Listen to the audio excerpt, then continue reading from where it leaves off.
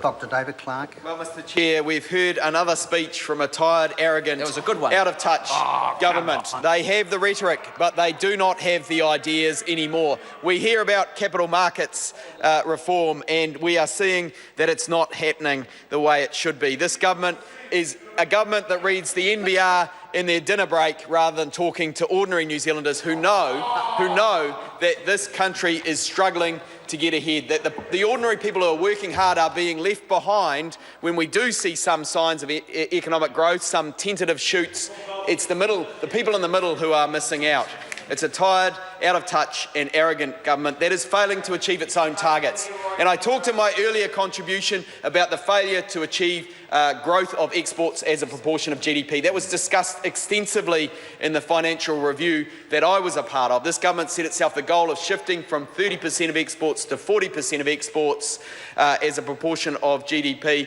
And that number, in fact, is something they are now trying to retreat from because they cannot achieve their own targets. They've also talked about achieving surplus for a couple of elections now. They're about to have their 7th budget and fail to reach surplus yet again, failing to achieve their own targets yet again. New Zealanders are losing trust in the promises of a government that always promises jam tomorrow and has failed to deliver.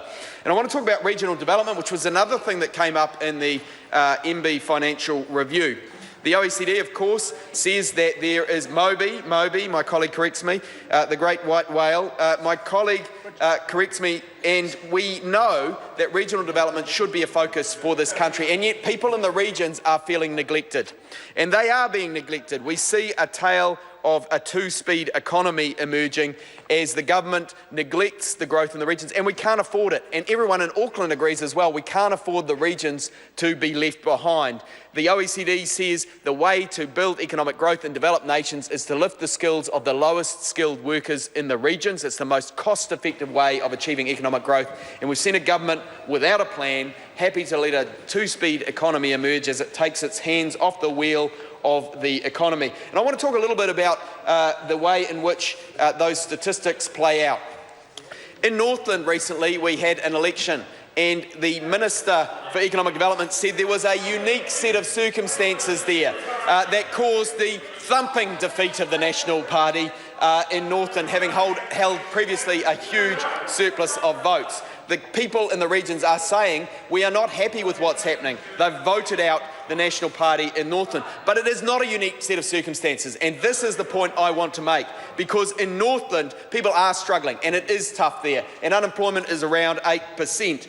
But in the Manawatu and Wanganui, it used to be around 3% and it's now 9%, higher than Northland. That is hardly a unique set of circumstances. In the Waikato, they used to have a 10% premium in real median weekly wages over Northland. They used to get paid more than they do in Northland in real weekly wage terms in the Waikato. They don't anymore. Northland's caught up. It's getting worse in the Waikato because the commodity price bubble is hurting. We also see that in the Hawke's Bay, Gisborne, it's actually worse again. They used to have a higher real median weekly wage than Northland in Hawke's Bay and Gisborne, and now they have a lower real median weekly wage than they do in Northland. Again, hardly a unique set of circumstances. Talk about the West Coast and Tasman. Unemployment and weekly wages are hurting there too. The people in the middle are struggling in New Zealand, and this government has no answers. It is out of touch. It is leaving them behind.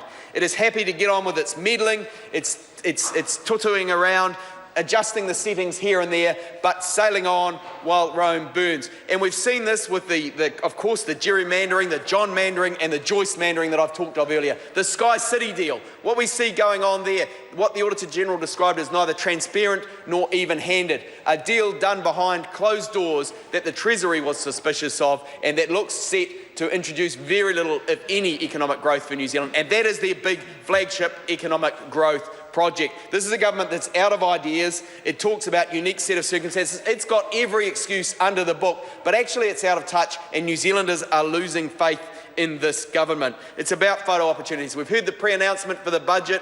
of $20 million a year in extra R&D spending. That is a drop in the bucket in R&D terms. It will buy the Minister a few more photo opportunities with his hand-picked favourite companies, but it will not boost research and development in this country, which is well below the OECD average.